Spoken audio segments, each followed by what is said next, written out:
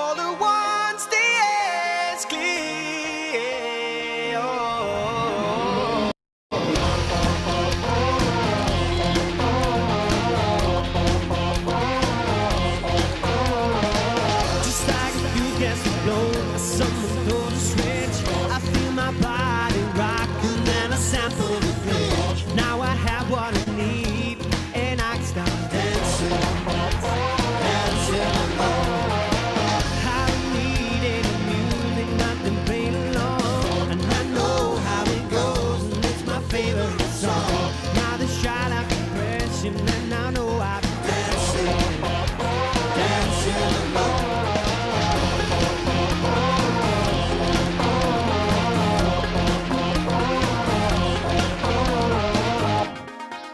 There is nothing left to fear up here on my own. All at once the air is clear.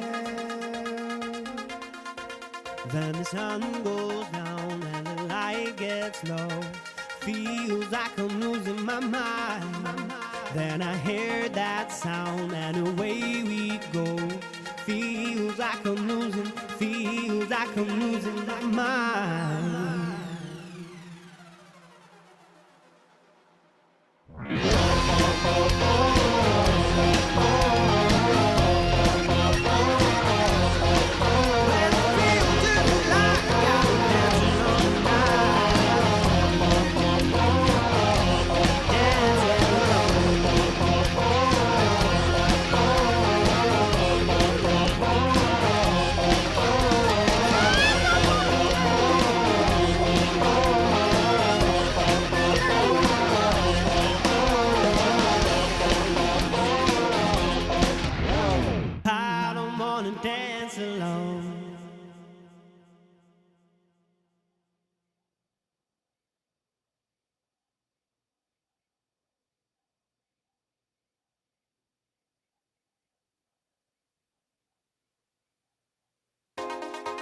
There is nothing left to fear up here on my own. All at once the air is clear. Then the sun goes down and the light gets low. Feels like I'm losing my mind. Then I hear that sound and away we go. Feels like I'm losing my mind.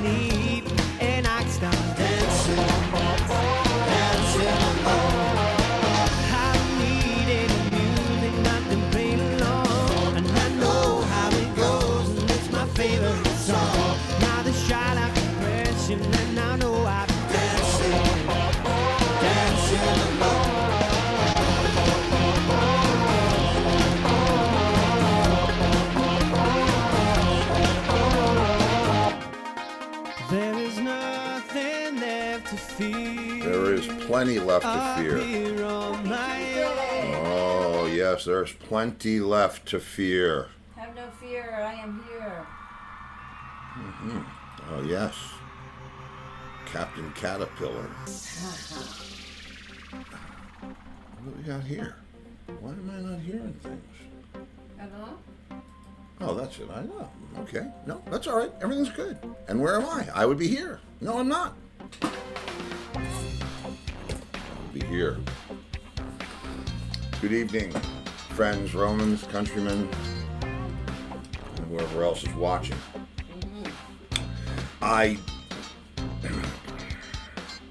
It's funny because I've been playing songs that of mine that you wouldn't ordinarily get to hear. They're either songs that I wrote or songs that I wrote with somebody else or with a bunch of people. And I realized that the songs that I wrote in that time period, which was about 10 or 12 years ago, 10 years ago, because I can't write about broken heart. Doesn't really work for me, you know what I mean? I don't haven't written one of those in a long time.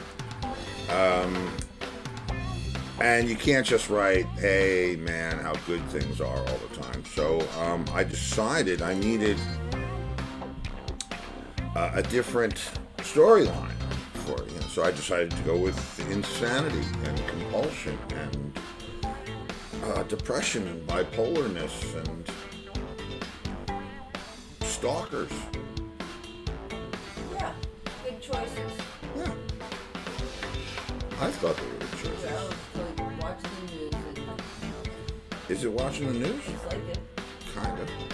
Well, yeah, it's fun. I mean, I had fun writing all three of those. The ones from the EP, the Dancing Alone, I'm the Danger, and I Touch the Stars. I think I Touch the Stars is my favorite out of that trio of songs because it sounds so nice and it's very nuts.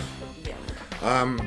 Or it's on the edge of nuts because and I think what inspired me to write in that vein is that there is so much crazy out there, and Lori and I have this talk all the time. Is there more crazy than ever, or do we just have better ways of finding out about it? Because I'm thinking, people have been crazy for a while. All right, no gloom. No gloom. So let's see. We saved some Monarch Caterpillars today. Yes, we saved. Where are the little They're bastards? right here. Because it got a little chilly here, and if it drops under 50, they start falling off their milkweed, and they will starve. You can't really see them. Oh, you can see one. On You the can't corner. see him. I see him. Yeah. Oh, well, yeah, he's a goner. Oh. No, I'm kidding. It's because they're in this. There's 9 of them in there, but they were falling off their milkweed, and I looked online, and it said if it gets too chilly, they won't be able to eat. Right. So naturally, I mean, this is. So we took Second them in to nothing. with some milkweed leaves, and it'll be warm enough tomorrow. Well, let's tell your friends the story. Okay. She's preparing for caterpillar season, butterfly season. Monarch. And I of had course she seeds. hears that the monarch butterflies are endangered. So she goes out and she has milkweed seeds. Right? She has all these milkweed seeds because that's their host plant. Okay, I'm sure you From know. a plant that we had. And I prepared the seed trays and put them outside, and they sprouted. And they got about 4 inches high, so I planted them. And then all of a sudden, we see a monarch going over, laying the eggs on them. only they're like this big, the They're plants. little. They ate all the leaves, and the caterpillars were going to starve, so we had to run to Home Depot and buy a big milkweed plant so they would have some food. So I'm thinking, okay, that's fine. I mean, we have plenty of space for the caterpillars to enjoy their life, and we like that they're here. And if we can, help, Well, Sue says it's wonderful that we saved them. Thank you, Sue. Well, and thank you, and we, that's just And Tim says so sweet. what so we there do. you go. But the thing about it is, No, not milk thistle. it's- Milkweed, Tim. yeah. That's the only plant that the monarch will lay its eggs on and the caterpillar will eat. The only plant. Yeah. So anyway, we had to do the emergency run to Home Depot so that she could get some milkweed. That was a few days ago. And then we're out in the backyard hunting because they said, there's nothing to eat here. Let's leave. They were And crawling they're walking through the grass. we're looking around for them. We found them, and I had made them a little caterpillar condo for when they turned into the chrysalis. You know, they had some place to hang. They didn't have to do too much work to get there. They were safe from predators. And all of a sudden today, it's cool out. No, So Sue says she knows someone that mass did that. hysteria. Oh! Yeah, Sue knows somebody that did the same thing, and they had to rush out and get milkweed in a rush to feed them. Yeah. Well, now I'm starting my seeds inside of a screened area. Now we have friends, right? Jim and Drew. They raise them in their pool cage. Yeah, which is screened, but Yeah, I don't want to screens do and- that. I don't want to do that either. No. Because there's like spiders and Yeah. other things, and there's all kinds of. Lizards, you know. I I don't don't want want to do that. Nah. We're But good the I way will we are. start the plants indoors until they are big enough to support all the babies. Yeah. Yeah, I got all these seeds, and then we have to go buy a plant. Okay. Well, that's all right. So, anything else exciting, or is that it? We're just going to jump in today. Angus sent me a bunch of stuff. I can't wait to talk about the Rickenbacker connection, but I'm not. I'll be cool. But I actually do have questions. I think he knows about that company too. Frankie, our guest today. Yeah, Frankie Carr. And it's interesting. I understand that, way back in the day, because he had a Rick 12, he used to get calls because he owned that instrument. It was like, there wasn't a lot of them around, but he'll tell us that story. He used to get session calls because he owned the instrument. I mean, wow. That's, here she goes. She's holding them under the light. Well, they need to get warm. You should see this. You No. know what? Here. Hang on a second. They were falling. I'm telling you, they were falling. Well, Sue They were knows somebody falling. that did the same thing. So. That did the same thing. Yep. Well, there you go. I tell you Live what. and learn. We're going to give you a chance to do the same. There we go. I think our guest is here. No, it's me. Oh. It's not our guest. What happened here? To what? No, stay participants. Lori Richardson. Hang on. Ooh-wee. They're not bad, Lori. They What's turn into this? Monarch Butterflies. Here. Sue planted some seeds last What year, the but hell she is hopes her wrong plant with this gets bigger freaking this thing year. here? There we go. Here, you can open them up. Now look. You can't really see Now it. you got what? You can't see them. I can't. See Oh 'em? yeah, now I can. Where are they? Okay. Where are they? I see them. There they are, but they're not moving around. They will. Because I've been shaking them around trying to get them on camera. Well, they need to warm up. I'm telling you, they were like dying. Yeah, they weren't doing so good. No. There's a couple of culprits over here. Mm-hmm. But tomorrow afternoon, the cold snap is over. They can go back Pillar outside, cam. back outside to the milkweed we had to buy, because the milkweeds I planted all got eaten up. Yeah. So anyway, so she's freaking out pretty good about these guys, but Oh, Lori Richardson, very cool. That was an so nice. I've raised them before. Out of 8, she got 7 butterflies. All right. Gotta help them. They're endangered. So, there's that. yeah. And there's me. I mean, I'm getting ready for the show. She comes in with a Tupperware and she goes, "I think they're cold." And it's like, okay. So I'm sitting there in the in front of the mirror in the sink with a hair dryer. Yep. Held an appropriate was. distance from the Tupperware. Yes. And all of a sudden they start, Moving it turns around. into Mm-hmm. 2001. Oh, sent us a caterpillar emoji. Oh, well, there you go. Good, yeah. Yeah. All right. So let's see. Now, what is this? Oh, okay. Facebook. Cold snap. Cold snap. Yep, we got a cold snap. Yeah, We got cold down snap. in the 50s. We got a cold snap. So, how rock and roll are Caterpillars? Did anybody name a song with that has caterpillar in it? No. No. No, can you? Not right away. No. Frankie, save me, bud. Come on. Well, Mark Visconti said back in the day it would have been regular weed plant, not the milkweed. Yeah, but then I would have been eating it, not the caterpillars.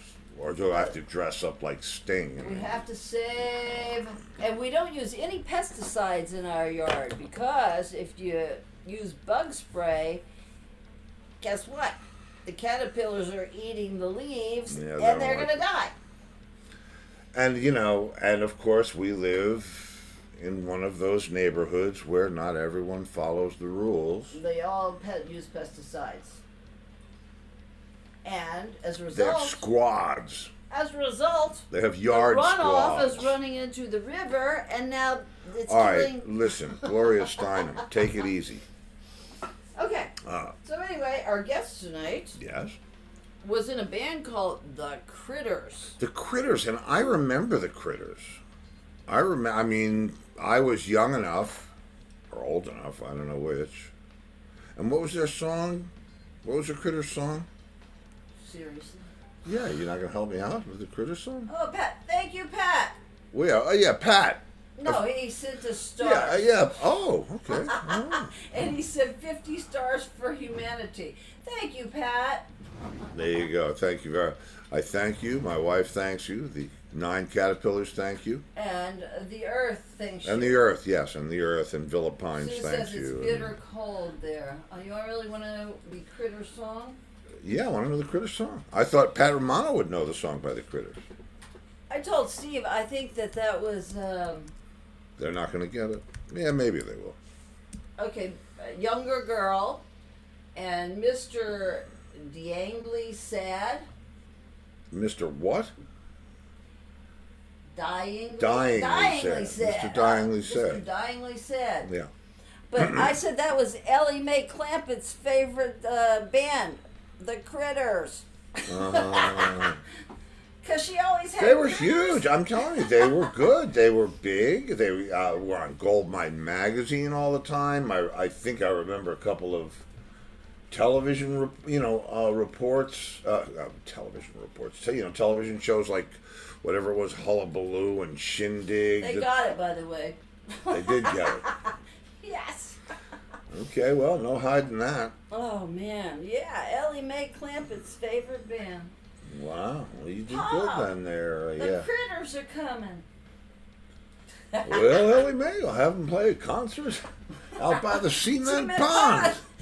Oh, God, when Steve and I first got together, I called it cement. And he went, what did you call it? And I said, the cement. And he went, oh, my God, they really say that? Cement? The cement. That's what we call it. There have been a lot of language changes over the years. Yeah. Wait a minute, I got to hear this now. Is this it? This Okay, is, Pat we're Romano not gonna said get fired. Dyingly Sad was on the radio. Yeah. Let's see what this is. Hang on. Dyingly Sad was on the radio, Mr. Dyingly Sad. Here it comes.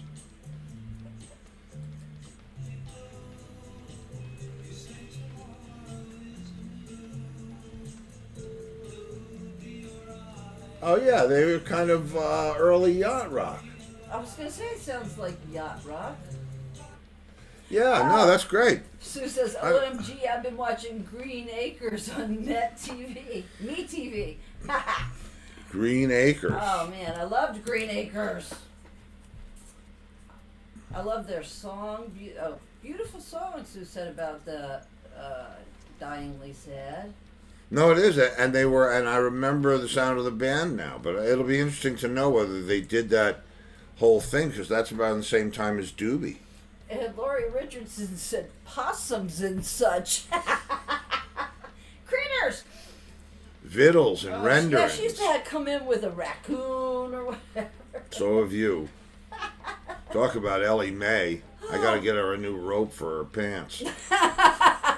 And I hated it when they dressed Ellie Mae up and she had on the dress and she'd come down the stairs and they'd play that hokey music. It was like, put her back in her jeans with her rope on her, for her belt.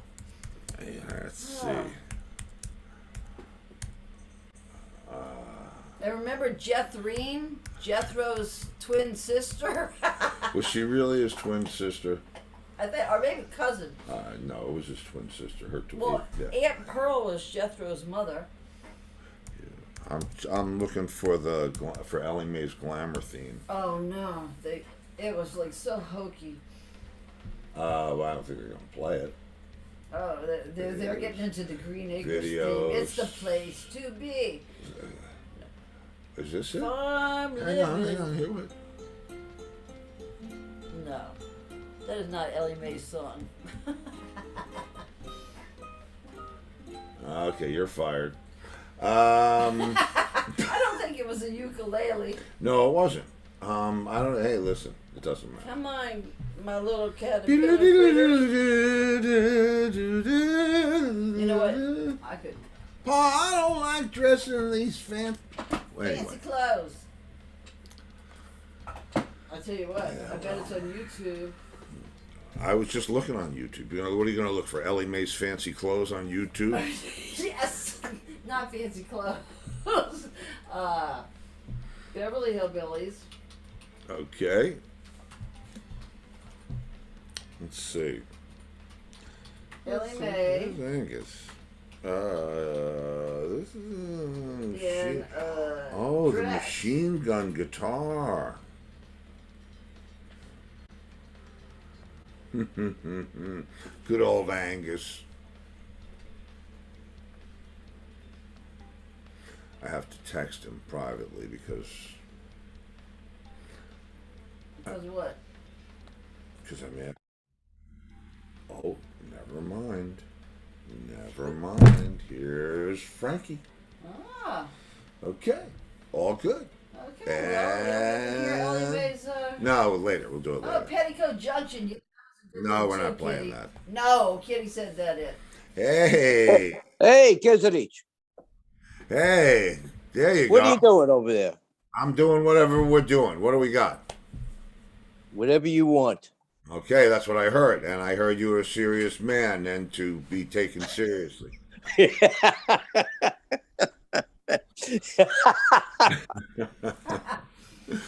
Hey, where's Lori?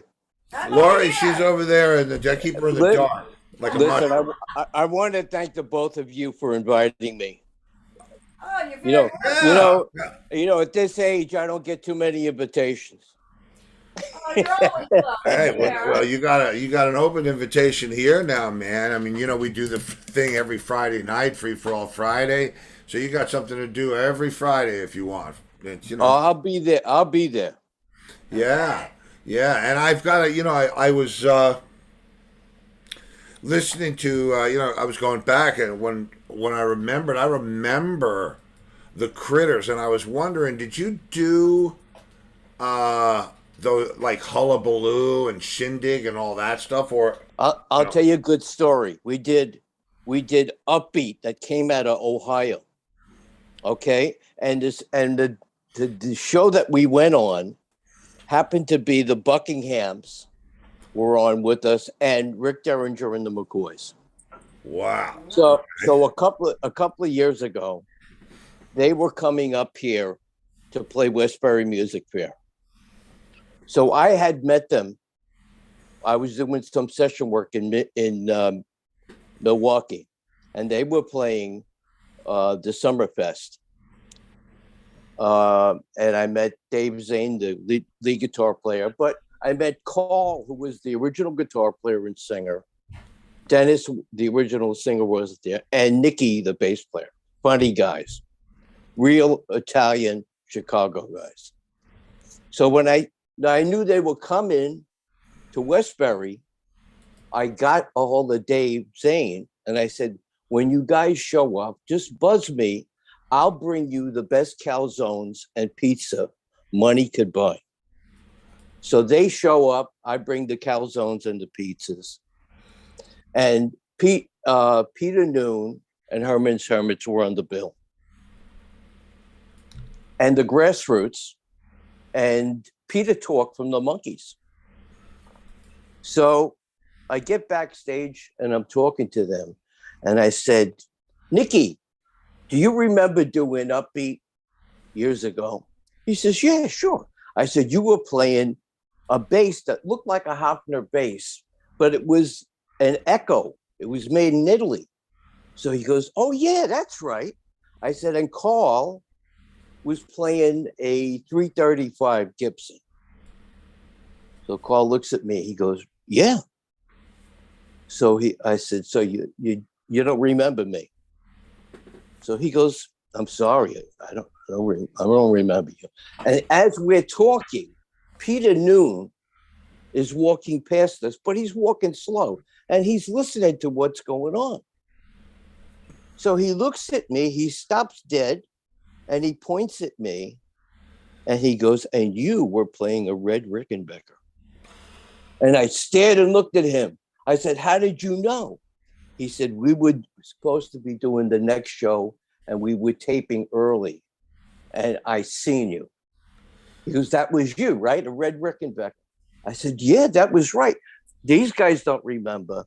He said, well, that was crazy days, but I remember you. I was floored that Peter Noon remembered me. Well, now wait, because now I have a question, because I happen to love Ricks. I mean, but when he said the red Rickenbacker, he's talking about Fire Glow, right? Right. Yep.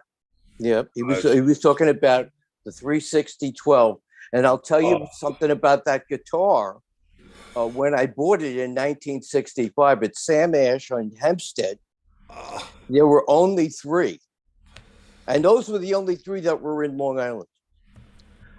I bought one. A friend of mine, Al Vitucci, bought one. I didn't know him at the time. And Richie Ash took the other one. Oh, wow. So, and I held on to that guitar for dear life. And that's what made me money, because that guitar and the sound of the 12-string Rickenbacker, nobody in New York had. So I would get calls to come in the middle of the night, which listen, what I do is what they call, I was a ringer. I would come in when the tracks were laid down and they would throw the 12-string Rickenbacker on. Now, if the song became a hit, they would have to learn it. It didn't matter what band it was. I got paid cash, and I'm going to tell you the truth. This is my whole thing. I mean, I went to college. I graduated from Brooklyn Conservatory of Music. I went through the whole thing. But to do it meant, and I got married really early. I met my wife in high school. We had children. As the only time we didn't have children is when I was on the road.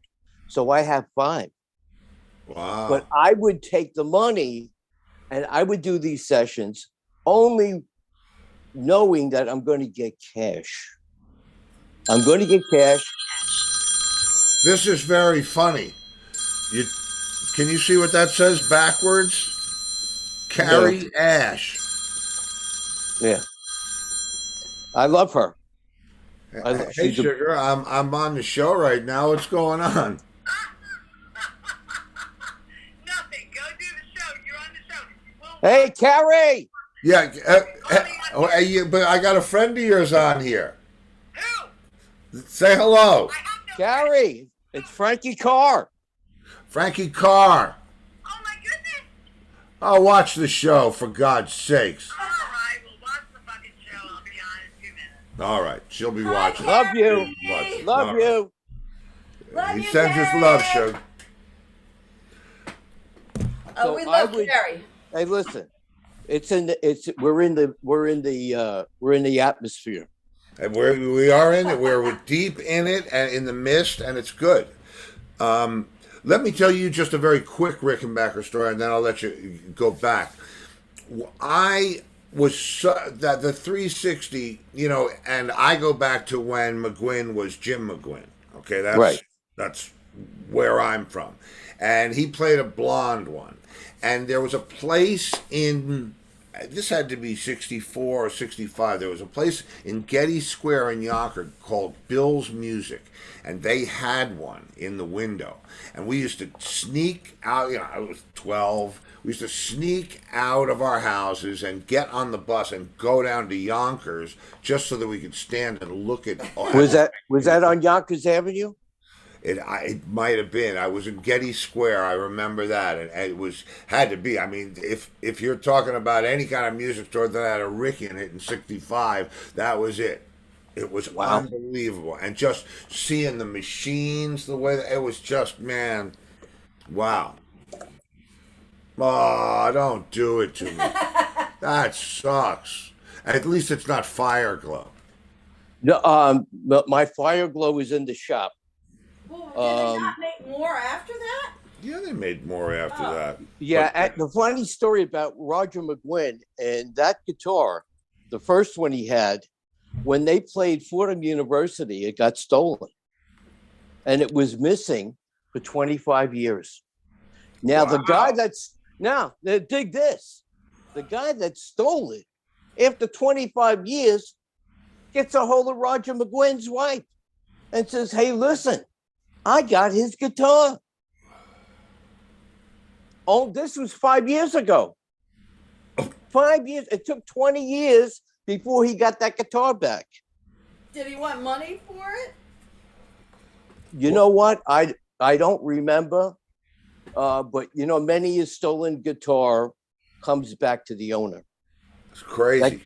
That goes for anybody. There's two famous guitars right now that are either in Japan in somebody's collection, and they don't want to say anything, which was George Harrison's Red Gretsch Tennessean. Wow. And Paul McCartney's first Hofner bass that had the two pickups close together to the neck. It's called the Cavern bass. Oh, Carrie's watching the show. Oh, yeah, Carrie's on the show now. You can say She hi. said, hey, guys. Carrie! Kensington. So, my life with the Rickenbacker, and I promised myself when I got to California, I was going to go to the Rickenbacker factory and have one made up for me. Oh. So besides the Fire Glow one, when I was going to California, I called up the factory and I had Francis Hall, who was the original owner. And I got him on the phone and I asked him if I could have one made. And he said, yes, but you have to go to one of our franchise stores, which was the Hollywood School of Music. And the guy that ran the Hollywood School of Music, Gil London, was from Brooklyn. So I walk in there. I told him who I was. I told him I spoke to Rickenbacker. He said, no problem. What do you want? I said, well, look, the band is leaving within 2 weeks. You think you can have a Fire Glow double bound? I want one just like George Harrison had. He said, no, that's impossible because for us to do that hand rub Fire Glow on that guitar, it takes 2 weeks just to dry. I can give it to you in a solid color, or I can give it to you in blonde, natural. So I took the blonde. Yeah, good 2 choice. weeks later. Good choice. 2 weeks later, Yeah, now I'm in California. Oh, he's in California at Rickenbacker. And I went to the factory, and they were very nice to me. They even let me choose the neck to fit my hand. Oh. And that blue one is the one that I kept with the Critters till the last gig of the Critters was the Bicentennial, 1976, July 4th, was the last Critters gig in New York. We had Gary Van Syak, the bass player from Elephant's Memory, John Lennon. He had, the band had broken up and we had taken him with us. We had Tanya Tucker's pedal steel player. We had Mario Staiano, my great drummer friend from Long Island, who played with Savoy Brown, but he was a Frankie Carr drummer since we would have been teenagers. We couldn't be separated.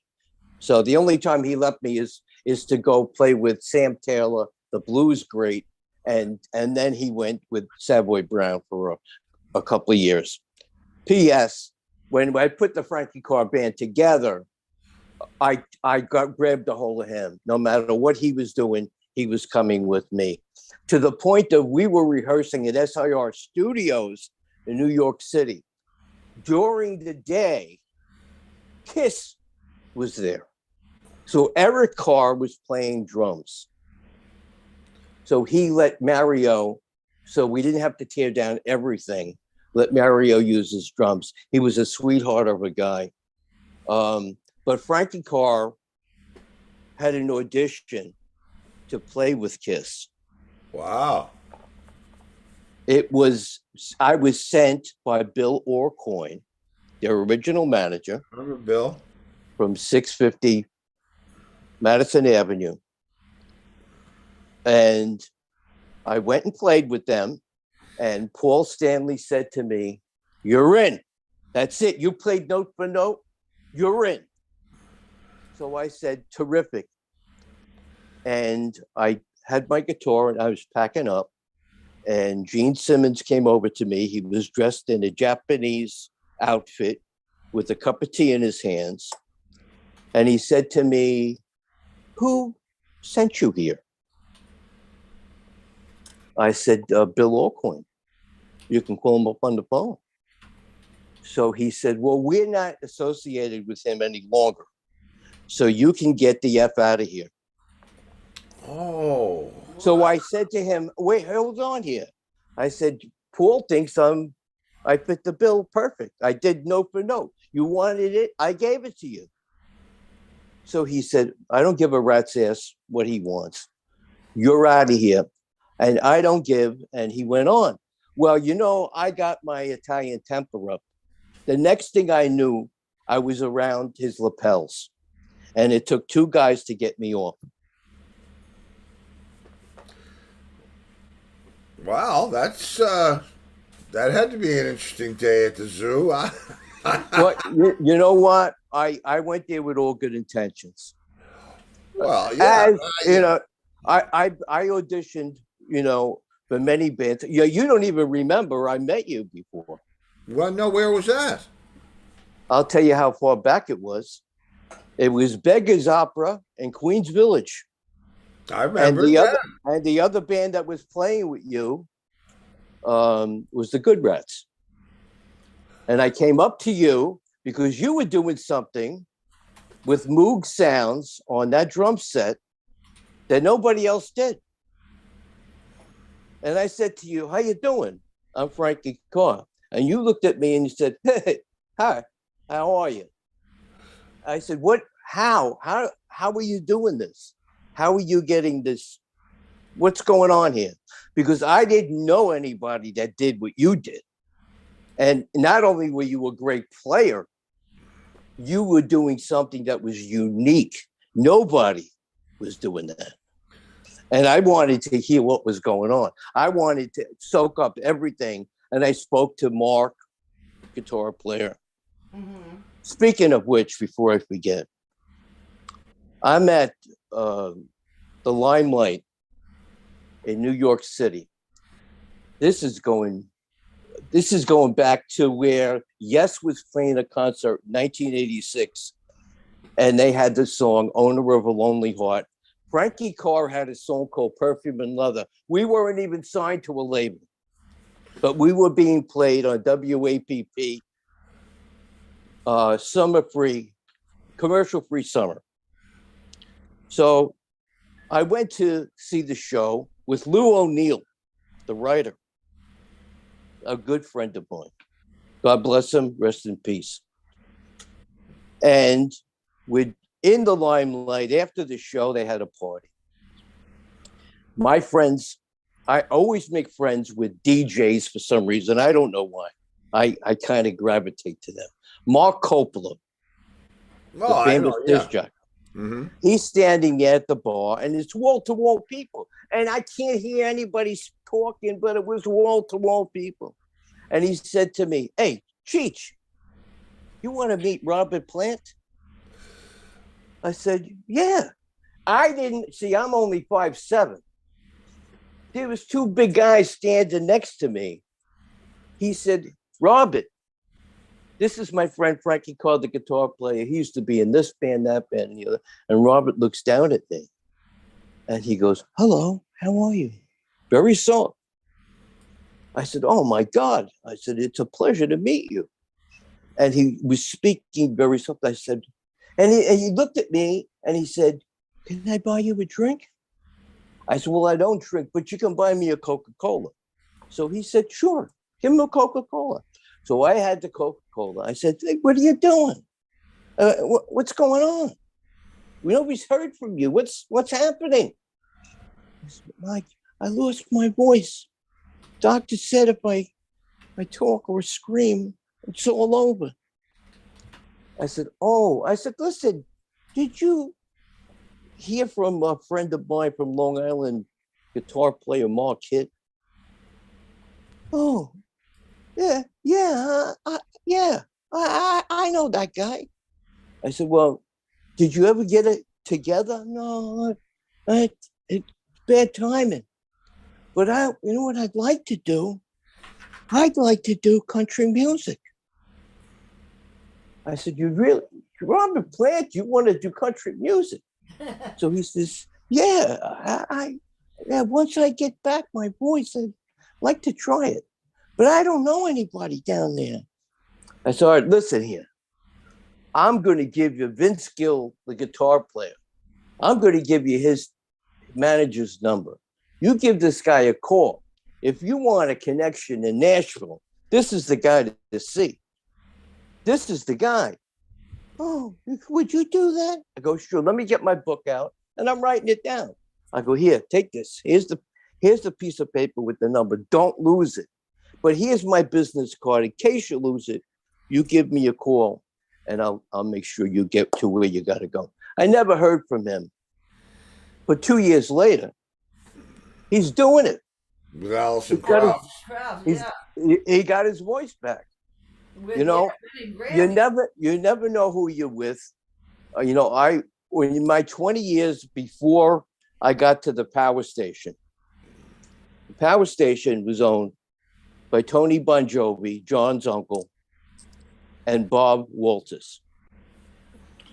Bob Walters' son, Ivan Walters, was a good manager. He was managing, he was one of the managers at the power station. Before I got to the power station, 20 years I was in this, doing sessions from here to there.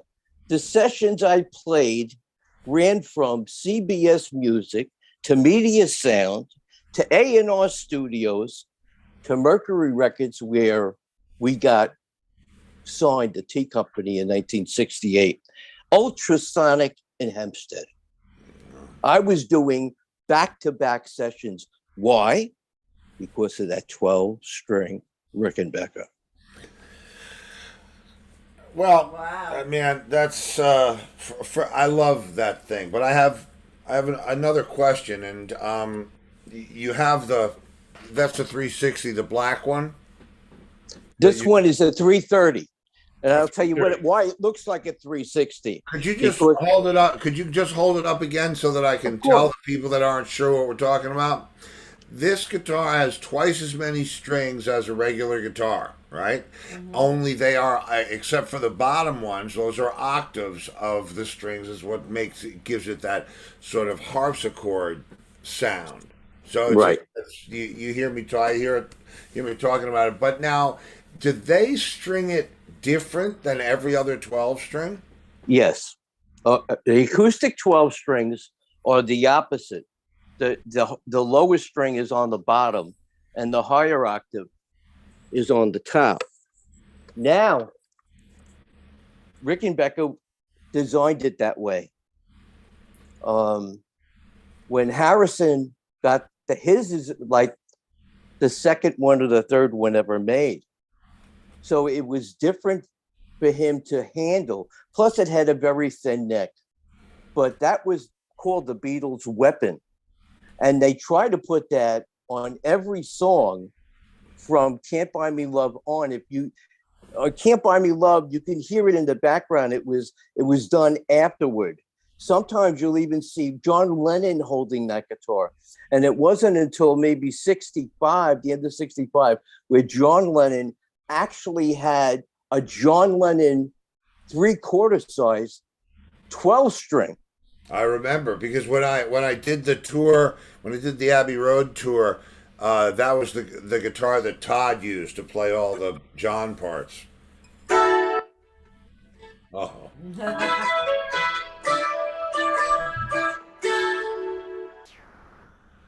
yeah. Yeah. Nothing sounds like that, man. No, to this day, there isn't anything like it. I have one specially made for me. A crafter out here in Long Island built it for me. It's built like a Rickenbacker, and it has all new stuff in it. It has onboard EQ. It has a Babinga neck. It is beautiful. It's the Frankie Carr model, but it's not a Rickenbacker. You know, this one I got, it's a working man's guitar. Rickenbacker has problems with the tailpiece. Now, all the pressure that's done on the neck with these 12 strings, the metal that Rickenbacker uses, sometimes on some of the guitars, not on any of mine, but some of them, if you go to the Rickenbacker page on Facebook, you'll see them explode. The tailpiece, the R tailpiece, just falls apart. So like on this one, you'll see a straight tailpiece like George Harrison originally had on his guitar. And the straight tailpiece evens up the balance of the weight so it doesn't bust off, and there's no moving parts on it. It's not welded on. Yeah. And this company in England makes these tail pieces for it, and that's how I got this one. And this is a 24 fret neck. Wow. This is also has the high gain pickups. They're a little bit stronger than the toaster heads on, and that's for this model. And Does it have the Rico sound? No, not this one. No, my red one does. The red one's a deluxe. That's different. 65. I mean, how could it not have the Rico sound? Well, you know what? Some of them do, some of them don't. And the deal with the Rico sound is you had to buy the box that came with it. And what that did was split. So you use two different amplifiers. Okay. Okay. So that was the magic of that. I ran into Roger McGuinn a couple of years ago because I've been using Vox and Fender my whole life. With the Critters, I used Vox, a Fender Twin, and a Leslie 147. Oh, wow. See, I didn't have to carry that around, so I didn't care. Okay. But now, as I got older, 99 pounds. Oh, my God. Listen, I'd love to stop the show for you, but... Oh my God. No, really, I'm looking at Lori. I need her number. Lori's number? Why don't I give it to you while I'm on the air? Give me Lori's number. I can't. She's producing the show. I'm answering everybody. We're done in 15 minutes. We'll call you back. Okay. All right. We should have her on the show. She's dynamite. Oh, She's yeah. dynamite. Love her. She's dynamite. Yeah, she's freaking out now. Anyway, well, listen here. This is a perfect time. She called it a perfect time. It's I have to feed the sponsors now. Okay. So I'm gonna play a short commercial, and when I come back, did Angus give you the questions? No. Oh, well, that'll make it better. Okay, that makes it even better. Okay. They're easy. There are 5 questions. Okay. If you answer them correctly, Listen, I have 5 kids and 7 grandchildren. Nothing could bother me. There you go. Okay. And they're fun questions. well, they're fun questions. All right, we'll take a quick break. All right. I'll wait here. I'll meet you back here. All right. Most of you know I live in Southwest Florida now, and one of my favorite places to grab a bite to eat is Jason's Deli. Scott and Diana Willis have been in business here for over 20 years. The truth is, Jason's Deli has bigger choices of better food. You can eat healthy and enjoy the taste of quality ingredients. They're open 7 days a week for dine-in, pickup, or deli delivery. With 4 convenient locations from Naples to Cape Coral, Florida, they are a must-try. Jason's Deli, where all good things come from wholesome ingredients. And Bradley's Jewelers in South Fort Myers. Diamonds, bridal, you name it. Estate, custom design, and expert repair. Bradley's Jewelers, South Fort Myers. They specialize in amazing moments. All right, son. They specialize in amazing moments. Amazing. And there's the stars. All good. So yeah, first of all, thanks for being here, Frankie, man. This is great. And I have a question for you that isn't on the list. But Beggar's Opera, and I happen to remember that gig very well because there was only a few times that we played there. And I know what you're talking about. You're talking about the Moog drum and the whole thing. Did I show it to you? Did I bring you back and show you how it worked? No. You were too. No, you didn't want to have anything to do with me. You were busy. Don't say that, please. Don't say that. Don't say that. Don't. I know because I used to be so proud of those things, and I I was just amazed because until many years later, did you see anybody even remotely do something what you did? Yeah. And I wanted to see what you had going on, and that was my deal. When I got to the power station, they had a guy there named Jimmy Braylauer, and Jimmy Braylauer, sure, actually played the Lynn drum. He was in on everything. He was the guy. It didn't matter whether it was Eric Clapton or Stevie Winwood. Jimmy did that stuff, but that was not what you did. No. Mine was a Moog drum. That's why I was, and believe it or not, I still have it, and I still have the synthesizer. What it was Billy Cobham and I both got prototypes of this thing called the Moog drum, and it was built on like the smallest of the Octoplus or the concert toms. It was built with a small wooden one of those, and it had a wire coming out of the bottom, and the weirdest jacks that had to get plugged into a But do you have Barkasbury pickups on every drum? Well, no, it picked up because it was so sensitive in the way I had it set up. It picked up the vibrations from it. Then I had a second synth that played the sample and hold sequence. Believe me, that was my thing, man. I loved. I know. Listen, I was there. I got it from Richie Ash. I'm going to tell you a story about it. It's 1973 Stratocaster. Oh. They had this standard Stratocaster with a maple neck on behind the counter as a demo model. And every time I went in there, I played that guitar, and I always asked them if it was for sale. And then no matter who I asked, it didn't matter. And one night, Friday night, it was pouring rain. Steve Jordan, the sax player, was behind the counter. And I went in and I said, listen, can I try that used Marshall cabinet over there? And he's looking at me. I said, can I use that Stratocaster? He said, sure. He took it down. He put a Marshall head, and I played it. And I said, I'll tell you what.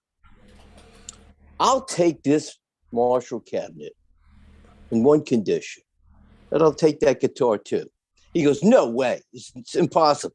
I said, I'll give you $750 for that guitar. He goes, no. It's been here. It's a demo model. John Birchie set it up. It's no. Okay. So as I just kept walking around. I'm thinking about it. Let him think about it. And I kept walking around, and the telephone rings. This is the story. He picks up the phone, and I hear him go, "Hi, Richie, how you doing?" "Oh, no, it's terrible. Yeah, no, there's nobody here. It's only Frankie Carr here. And he wants to buy this cabinet. He wants to buy this guitar." And I told him, absolutely not. So I heard him say, "Richie." So I said, is that Richie? He goes, "Yeah." I said, "Can I speak with him?" He said, "Sure." I said, "Hey, listen here. I'll take that cabinet for $400. I'll take that guitar for another $400. He goes to me, "Cash?" I said, "Yes." He said, "Put Steven on the phone." I bought that guitar because my first son was born like a month before that. I have that guitar to this day. Wow. Really? And on anything that you hear, the last couple of years, I did demos for Kelly Clarkson, Mark Anthony, Jennifer Lopez. That's the guitar. Cool. Wow, that is cool. That's a great one. That's a great story. Bravo. Yeah. Bravo. I got to tell you something, What? Frank. The people here, we have done. Wait, hey, where are you? Oh no, I'm off to the side. I'm answering everybody's questions. she's the reading unviewable what one. they're saying. All right, And we okay. have done almost 200 shows in almost 2 years. And you haven't been on camera. Saying that this might be my favorite show that Steve has ever done. Wow. Great. And Wow. Another one of our viewers said, "I agree," and then another one said, "He's awesome." There you go, So man. Thank you very much. Listen, I love him. If he wasn't married to you, I would ask him. No, I've been married 51 years to the same girl. I'll tell you where I put Steven. I put Steven. I've worked with Rod Morgenstein. I've worked with Joe Franco. I've did shows with Carmine Appice. Steven is beyond that. Wow. And I'll tell you why. It's not because of his personality. It's because of his technique. Oh. And it's the old story with the guitar player. They always ask me, and I made it a point, "Can you read charts?" And I said, yes. Sometimes there were guys that were better players than me, but they didn't read charts. Yeah. Okay. That's what I learned first. When I asked Steven so many years ago about the Moog, he explained to me before I walked away what he was doing and how he was doing it. That's the difference. Good. That's good. the difference. That's what I wanted to because that was I loved. It's the reason I do this show. It's the reason that I love sharing that stuff with, especially with somebody who wants to know. I still have that thing. All right, so listen. Here's the thing, because we can't. I need to do the 5 questions because the Zen Master will come in and punish me with the bamboo stick. But Wait. Fridays. Carrie Ash wrote something. Carrie, we're going to give you your own show. Luongo is the greatest. So humble, so musically brilliant. Screw his musical prowess. He's amazing. All right. Listen, I'll tell you what, I've been in great company and I'm humbled by that. But now she just said she has to be on this show. Hey. Yeah, I have to have her on this show. You're coming on this show, Carrie. But Frankie, listen, before the girls take over and it becomes, it becomes sunny in Philadelphia, I'm going to ask you the 5 questions, but Friday is Free for All Friday. It's the same key to get into the room, and you never know who's going to be in there. Okay. One quick question before I ask you the actual questions. Did you tour with Looking Glass when they were out? I mean, that was around the same time, wasn't it? It was a little after. I'm only a year older than you. Than me, yeah. Yeah, but I was 12 and 13 years old when I started out. My first gig was at St. Michael's Auditorium in New York City on 34th Street. We opened for some other band, and somebody that was in the audience. Remember Mayor Lindsay? Yeah, sure, John Lindsay. All right. Sure. We got a call from his office that he was running, and they asked us if we would play, and we said sure. So we would get on this flatbed truck, and the first stop was Long Beach, right on the Broadwalk, and this flatbed truck would come in with a generator, and we would plug in. We were the opening band. In the middle, they had a comedian by the name of Phyllis Diller. Oh, Okay. Wow. And the headliner was Lionel Hampton. wow. Well, so while I was there, she was sitting next to me, and she said, "What's your name?" And she had a yellow legal pad and a pencil. I'm sorry, a big pen. I'll never forget it. And I said, "My name is Frank Coretta." She said, "Is this what you want to do? Because you seem to be very serious." I said, "Yes, ma'am, I certainly do. I'd like to give it a try."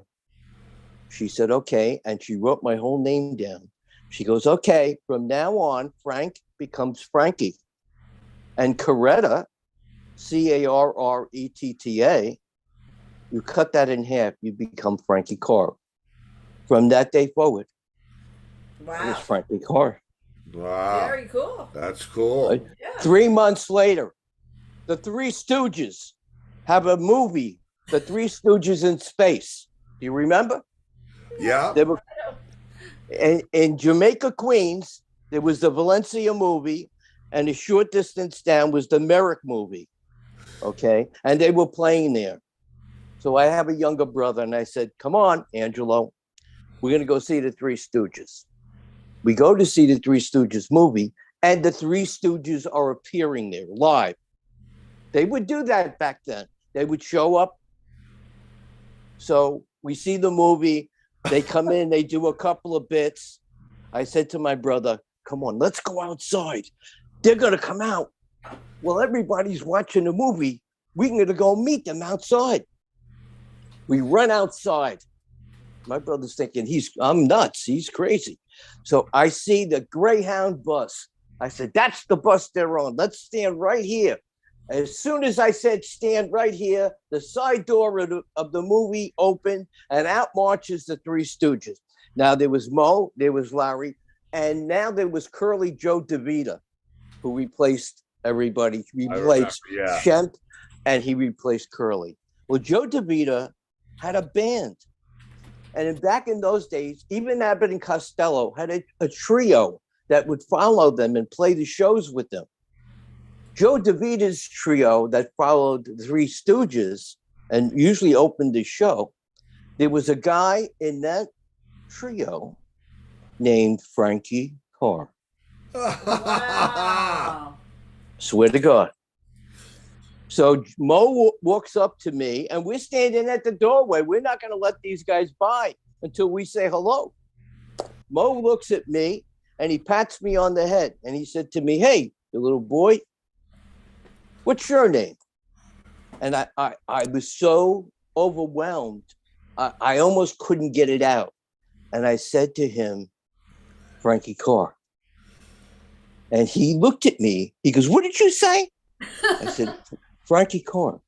He said, "Larry, Joe, come here. You know this little boy here? You know what his name is? Frankie Carr." Larry looks at me and he goes, "You know what?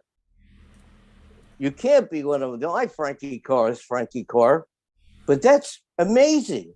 And he looks at me. He goes, "And what do you want to do, little boy?" I said, "I'm going to be a guitar player." He goes, "God bless you." And he taps me on the head. And Joe DeVita comes by and he goes, "You're Italian, aren't you?" I said, "Yeah." He goes, "Come here." And he hugs me. And I'll never forget it. Wow. Great story. That's great. Man. Excellent. Yeah. Excellent. Wow. So Oh. you played with Billy Squire for a while, didn't you? I played with him and I produced a record that we did together, but that's all. Well, Frankie Carr played with Billy too when Bobby Chenard was in there. Ah, Bobby. Loved Bobby. Good Yeah. friend.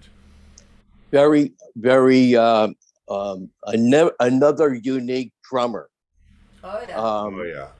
I had my life with guys when I got to the power station. Like I said, 20 years before that, I thought I was in the business. I played with all guys that were 5 years older than me because nobody my age could play. So I was with the Exciters right after they had, tell them that you're never going to leave them. Yep. Well, we played the Chitlin circuit and I was the guitar player. And most of the time when we played the Chitlin circuit, I was the only white fella there. Yeah. All right. And the other groups that we played was the Coasters and the Platters. Oh. Wow. Cool. Okay. And of course, I knew how to read charts. So somebody would say to me, you know how to read a chart? I go, sure. And they would put it in front of me. And for about 2 or 3 years, I did the Chitlin circuit. And when we got to Georgia, we were approached by the KKK. Oh. And they didn't want them. They wanted me because they said I didn't belong with them. Wow. Okay. And I took the weight and we got out with our lives. But getting back to the power station, I got to work with Anton Fig, Tony Thompson from Chic. I don't know if you know, Tony played with Led Zeppelin at I the don't US think I did Festival. know that. No, I didn't know that. That was Tony. Steve Ferroni, who played Good with friend. Yeah. Eric Clapton and Tom Petty, was from the power station. Oh, Yeah. believe me, I know. I've known We Steve know- a long, yeah. long time. We're still in He touch. taught Steve to tap dance. He taught me the shuffles. They taught me the tap At the dance. China for, Club. China Club. He's a great guy. I Yeah. seen Tom Petty's last concert. The concert before the last he did in Milwaukee, and I was there, and I walked over to the side of the stage, and I whistled, and I said, "Hey, New York," and he looked at me, and he goes, "What are you doing here?" And I said, "I came to see you," and he walked over, and I said, "Tom, don't look too good," and he said, "No, he's not. He's not good, and you got to pray for him." And then the next thing I know, they went to LA and they did the last show or two, and that was the end. Yeah. Wow.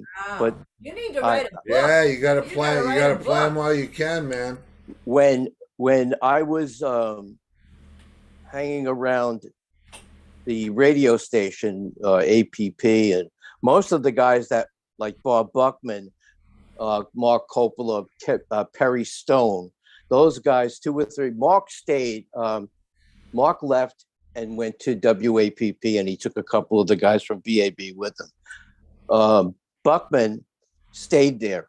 Buck, Oh, I now he- had Bob on the show. Yeah. I heard. I missed it. I heard. Well, listen, if you bump into him again, don't say anything but my name. Okay. Don't say, Got it. and he'll smile you'll see his face open from one side of his face to the other. I went to see Tom Petty and the Heartbreakers with Bob Dylan at the Meadowlands. And I got backstage and I seen Mike Campbell from the Petty Band. Mhm. He was sitting outside a dressing room. And I walked over to him and I introduced myself. And he goes, "Oh man, the Critters. Oh, you come here." And he's talking to me. And all of a sudden, a black limousine pulls up. And in that black limousine was Bill from Fillmore East. Oh, Graham. Dollar Bill. Bill Graham. Dollar Bill Graham. Right. Yeah. Eddie's man. Dollar. And he had Bob Dylan with him. And Mike said to me, Mike Campbell said, "Frankie, hold on, excuse me."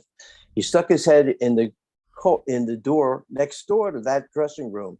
And he said, "Hey, Tom, Bob's here."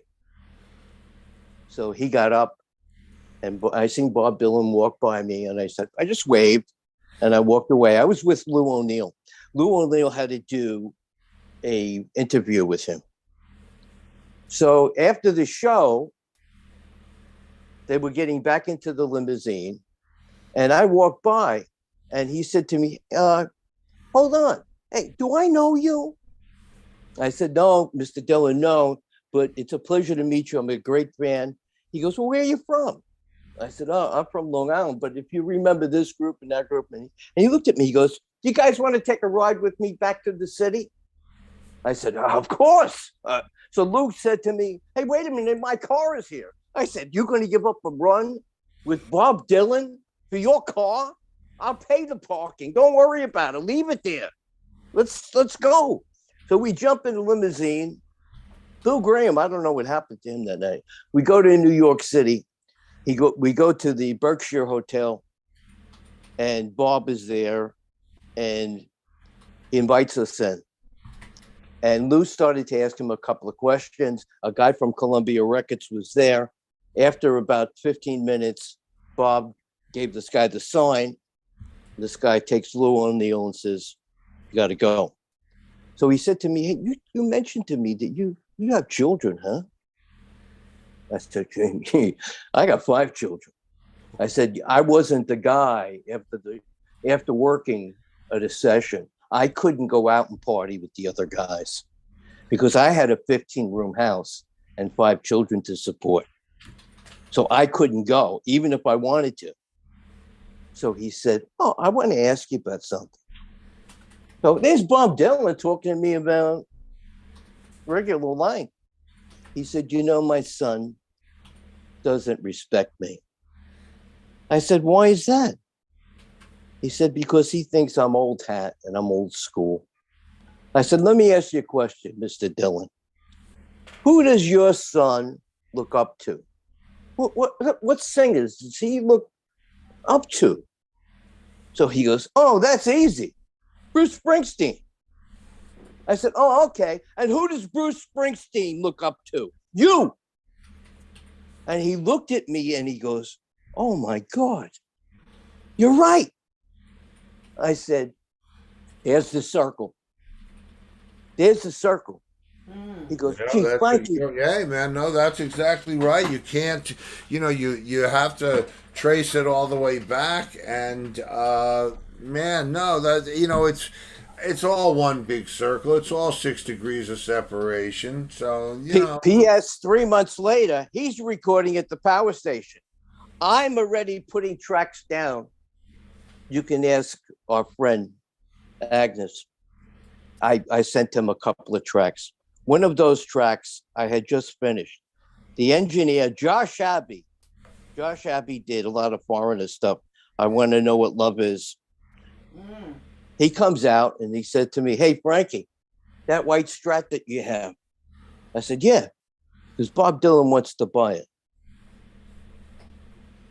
I said, look, I was given that as a gift from the studio. I can't do that because that would be disrespect. So I said, but I'll tell you what, you go and ask Tony Bon Jovi what I should do. If he said to sell it, I'll sell it. So he said, okay. So he went and asked, and Tony said, it's Frankie's choice. It's Frankie's guitar. So I said, I'll tell you what, we'll rent it to him. How many days does he want to need it for? 5 days? 5 days, you tell him to give Tony the money and he'll take care of the guitar. So Bob Dylan rented Frankie Carr's white Stratocaster for 5 days for the price of the guitar. Wow. That's very... Bob Dylan said to me on the way out, why didn't you tell me you had a white Stratocaster last time I spoke to you? Oh, man. You didn't ask. Yeah. Bum. Okay, well, the All right, people are saying we yeah. need to have you back again. Yeah, they're saying for you need to part come 2. back for part 2 Yep. because I'm going to... These people got go to bed early, so Yeah. So everybody's if dropping they off. want So you to come back, yeah. So you come on in on a Friday, but let me ask you my 5 very important questions. Are you ready for the 5 very important questions? Okay. Okay. You've toured here and there, left and right, up and down, north and south. Favorite restaurant on the road? That would have to be at San Francisco in the Fisherman's Wharf. Well, Linguine and clam sauce. Oh, good Yeah. answer. Good answer. Good answer. Okay, next one. The set list comes out, and there it is on the set list. Your very favorite song to play live. What's that song? You can't do that by the Beatles. Oh, I told you before. Yeah. Okay. You can go on YouTube and you'll see me do it live. Okay. I will. We will. Well, we're gonna have you back again. Okay, yeah. We got to do part 2 Part of this, 2, Frankie, yeah. and you got to come in on Friday. But set list comes out now, and there it is. This is not your favorite song. I don't really ever want to play this song again. What song is that? I was playing with a group called the Precisions. One of the guys passed away recently, but when I was a young kid, I had an older sister. She was 5 years older than me, and she had a song that she played back to back called Someone to Watch Over Me. I couldn't stand it. I said, Okay. can't you play something else? No, I love that song. That's my friend. I gotta have Someone to Watch Over Me by the Precisions. Okay, I know got that it. song. P.S. 20 years down the line, I'm in the Precisions. Oh, And I gotta do that song every night. Oh, okay. All right. But you know Okay. You know what? It didn't matter anymore. But it's a good story and it's a good that is answer. a good story. Okay, guitar next player. Guitar I'll see you. player. You are a guitar player, dyed in the wool guitar player for your whole life. But if you could excel, and I mean be fantastic at any other instrument, clarinet, Hindu snake horn, what instrument would that be? I would say the violin. Oh, That's a good. I Very was nice. I was a real garbage player. We had to take violin for me to get my teacher certificate at the Brooklyn Conservatory of Music, and I was the worst. And how this woman, who was my instructor, ever passed me, I don't know. Alicia Keys graduated. She was the biggest name from the school. Wow. Uh-oh. Because my grandmother used to hear me practicing. And my grandmother, she raised me. How my grandmother didn't throw the rolling pin at me because it sounded like I was the worst. But if I had to play an instrument, if God gave me the gift, that would be the instrument. Gotcha. No, that's a good one, man. That's a is. good one. Yeah. All right, and now last question. this is the final big question, and this is going to be interesting to hear the answer. No, I would never get married again. Okay, that's all right. That's okay. Close, because it is about one more gig. If you could play one gig with anybody or any combination of guys, living or dead, who would it be? Who, what, where or who? Who?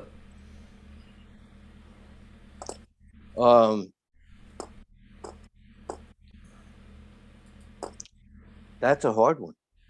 Ah.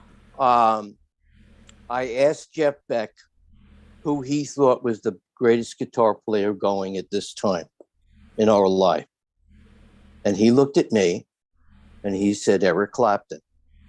A month later, I'm in the studio with Eric Clapton. And I walked up to him. This is about 2 weeks before his son passed away. I said to him, listen, you're Eric Clapton. I used to shake his hand and look at his hand. The first time I looked at his hand, they were so beautiful. I said to him, "You have beautiful hands. I love them. Oh, I can't believe your hands." The only person that I've seen that had better hands was Diana Ross, and she soaked her hands in milk. He said, and he looked at me, and he looked down at his hands, and he said, "Hey, I'm Eric Clapton." So I said to him, "Who do you think is the best guitar player going?" He goes, "That's easy. It's Jeff Beck." I said, "Well, listen, I was just with him 2 weeks ago, and I asked him the same question. You know what he said?" He goes, "No." He said, "It was you." He said, "Really?" He goes, I'm honored." So if I could play a gig, and I was at the Arms concert in Madison Square Garden for Ronnie, they had Jeff Beck, Eric Clapton, and Jimmy Page all at the same stage at the same time. Joe Cocker and Paul Rogers were the lead singers. On drums, Charlie Watts. On bass, Bill Wyman. Wow. On keyboards, Chris Stanton. I'm standing on the side of the stage because my buddy was the MC. I'm listening to these guys go through the repertoire. I said, this is a band. Now, that's a band I wanted to be with. And I'm going to tell you something. Charlie Watts and Bill Wyman played as well, if not better, than any guys that I heard at the power station. Wow. They were better together than any bass player and drummer on staff. I'll think of the years of chemistry. That's just. And I walked over to excellent. them. The best one was I walked over to them and I said, "How you doing? I'm Frankie Carr." And they looked at me. I said, "I want to tell you something. I worked in every major studio from here to the West Coast. I've heard every drummer and bass player combination. You two guys are better than anybody I've ever heard. And I can't believe it." And Charlie Watts got up and grabbed his back. He says, "Yeah, but my back hurts." I said, "Well, that's maybe so." And Bill Wyman looked at me. He goes, "Wow, you're serious?" I go, listen here. I got 2 degrees. I could talk this way. I've been through it. I've been through the trenches. I've never heard a rhythm section like you guys." And he put his arm around me and he said, "Thank you very much. And I'll never forget it." And it just, to this day, that would be the band. Jeff Beck stood 2 steps in back of Eric Clapton. All Eric Clapton had to do was turn his head and nod at Jeff Beck to play when he wanted him to play. Jimmy Page was all alone on the other side, I'd say 20 feet from everybody else. And the best part about it was he was not himself, as you know what I mean. So he had a wah-wah pedal. It was a Vox wah-wah pedal. And he clicked it to play when Eric Clapton gave him the nod. And when he clicked it, it didn't kick in. So he got so pissed off that he kicked it. And he kicked it, and it went 20 feet into the first 3 rows of the people and clocked this kid right in the head. Oh. Opened up a nickel-sized. All I seen was blood pouring out, but the kid didn't give a rat's ass because he had the pedal in his hand, and he said, "Look what I have," and he's bleeding. And Jimmy Page just shook his head and just walked away. If I had to play with a band, that would be the band. I've never heard anything so tight in my life. That's a good band, man. We'll put you down for the Arms concert band. Yeah. Because okay, but now remember. All right, so listen. Any Friday. Any Friday, including Free for all Friday. Yeah, Free for All Friday. I'll have Angus. Wait a minute. Do I get free coffee? Absolutely, all you can brew. Sure. At same time. Yeah, and the same time, and Yeah, I'm gonna want to see that fire glow when it gets out of the shop. But that's listen, Frankie. You know you got a long career. You've done a lot of stuff. We're Yeah, gonna we'll have to get do back on the show. we're gonna have to do a part 2, and I hope you'll come in on Friday. and see us. Anytime, my friend. Anytime. This was a lot of fun, and believe me, I still have that Moog drum like you still have your Strat. So Oh, I would love to hear what you do with it. Oh, I mean, I believe don't me. know if you still recording with it, but now that now that you're at this stage, I would love to hear what you could do with it now. I'm happy to share that with you, my friend. Anyway, Anytime. like I said, this has been a pleasure. Thank you, Frankie. It's good. My to pleasure. meet you. Thank you for having me. Thank you for being Lori, here. Lori, I don't see you, but I love you. I love you too, Frankie. We'll see you All right, tomorrow honey. night. Yeah, See we'll ya. see you Friday night. Take care, brother. Bye, Frankie. Bye-bye.